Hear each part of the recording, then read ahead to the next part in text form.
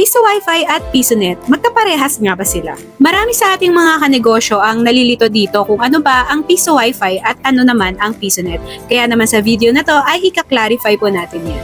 O ang Piso Wi-Fi. Meron itong kasamang LAN cable at antena. Naka-plug and play na ito at internet na lang ang kulang. Meron pang freebies na tarpaulin, susi at keychain. Paano ka kumikita dito? Pinarerentahan mo ang internet connection ng Wi-Fi mo sa mga cellphone ng iyong mga clients. Kailangan muna nila maghulog para magkaroon ng oras. At kapag may oras na, ay saka lang sila makakapag-internet. Kusa na rin silang madidisconnect sa internet once na naubos na ang kanilang oras.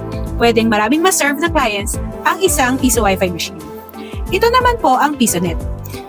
Ito ay computer set na may CPU, monitor, at mga freebies pa na keyboard, mouse, headset, mousepad, LAN cable at may installed games and applications na rin.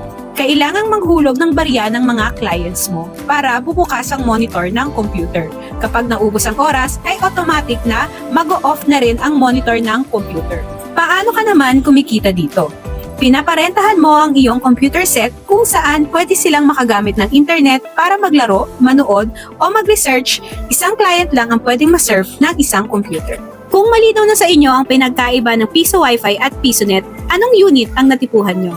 Kaya naman i-check out nyo na gamit ang link sa aming bio. Kung meron pa po kayong katanungan ay i-comment nyo lang po sa video na to o i-message kami dito sa Era Computer Center. Maraming salamat po!